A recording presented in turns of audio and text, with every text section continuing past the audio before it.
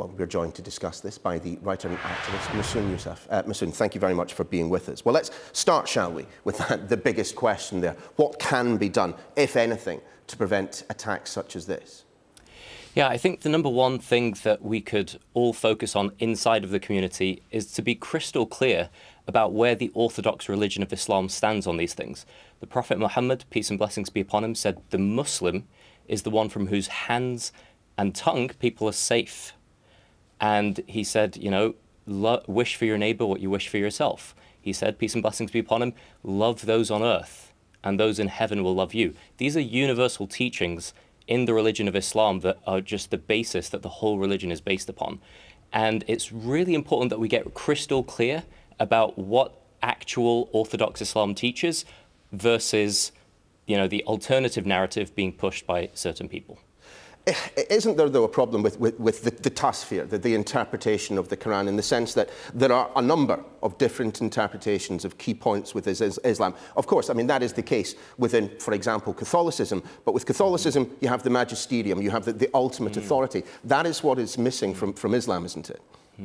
Well, in the religion of Islam, we have, like, not all interpretations are equal. Some interpretations are just plainly wrong, and they're the ones that need to be called out. They're logically wrong, they're misinterpretations, they're not based on what we would call the inheritors of the Prophet, which are the legitimate scholars of Islam. They're based on nothing.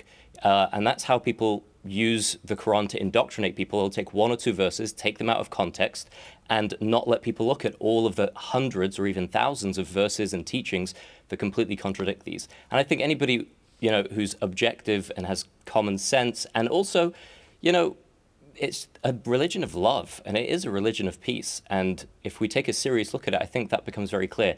And when people are explicit about this, I mean, for me, the ultimate prevent strategy are the orthodox teachings of the religion of Islam. And they're pushed by Muslim scholars, by imams, all across the country. I think there's never been more unanimous support for the loving, truthful, peaceful, forgiving, compassionate teachings of the religion. But Mamoon, and I hope you take this question and the sentiment which is delivered. There are a number of people who have been raised, perhaps in the Western religious tradition, who look at countries which describe themselves as Islamic, you know, take Saudi Arabia, and they look at the treatment of their own people, you know, the executions, the beheadings, the cutting off of hands, and say, well, if Islam is this religion of peace, how can states which set themselves up under the Quran behave in such a fashion? Yeah, and there are corrupt governments, and there are unjust attempts to interpret the law, but the Muslims who believe in the Quran and believe in what the Prophet taught, we believe it's a religion of mercy. The Prophet, peace and blessings be upon him, was sent as rahmatan lil alameen, a mercy to all of creation. And so it's very clear for us that you will get governments who often as a show, you know, will do these things, but we should focus on the authentic teachings of Islam that Western Muslims are brought up with. You know, we shouldn't even call the people that do the extreme things, we shouldn't even call them extreme Muslims. We should call them extremely bad Muslims. You know, the terrorists are extremely bad Muslims. I happen to be a vegetarian. Now, if I say I'm an extreme vegetarian, in fact, I'm such an extreme vegetarian, I'm going to go and eat 1,000 McDonald's Big Macs. Does that really make me an extreme vegetarian? And what I'm doing goes completely against what I'm saying I am. And that's really the situation we find ourselves in. I take the semantics of the point that you're making, but even if we describe them as extremist Muslims, they are still part of the faith by that very terminology. Well, by the Prophet's definition, peace and blessings be upon him, the Muslim is the one from whose hands and tongue people are safe. So by that definition, you know, what are we talking about? The extent to which you're trying to harm innocent people is the extent to which you are contradicting the teachings of the religion of Islam. And I think we should all be on board with this, because the Muslim community, by and large, completely condemns terrorism. And the British community completely condemns terrorism. So we could all get on the same page here and say, look, the religion of Islam is a peaceful and beautiful religion. And we don't want to be pushing the ideology of the terrorists. That's the last thing we want. So, the people who are at the forefront of countering the terrorist narrative are the Muslim scholars who are teaching the beautiful, loving, forgiving, compassionate teachings of the religion. And I think, you know, wish for your neighbor what you wish for yourself. Wish for humanity. The Prophet, peace and blessings be upon him, said this. Wish for humanity what you wish for yourself. And I would love to see I would love for everybody to be as clear about this as I am right now. You know, the religion of Islam is a beautiful, peaceful religion. Some people are trying to twist it, but they're getting it wrong.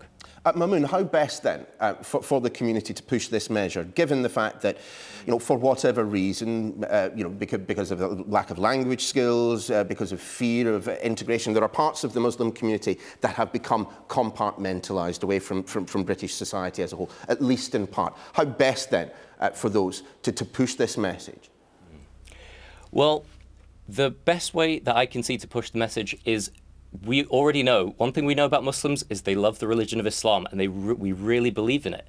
So let's be really clear about what are the authentic teachings of the religion of Islam. The Prophet, peace and blessings be upon him, said, "I was sent for no other reason than to perfect noble character."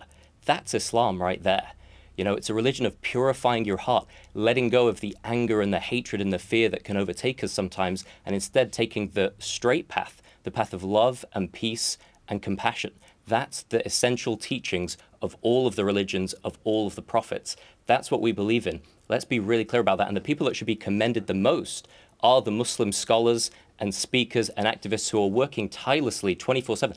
Probably done more to counter the whole terrorism thing than almost any other segment of society are the Muslim scholars who are going out there saying, this is a religion of rahmah. We start every prayer with Bismillahir Rahmanir Rahim, in the name of Allah, the most loving, the most compassionate, the most kind. This is the religion that we want to promote. And I think that's the prevent strategy that doesn't even require the government to help out, because we're all doing it all the time anyway. That's what it looks like to me. Mamoon Yusaf, thanks very much for joining us on Sky News this lunchtime. We appreciate it.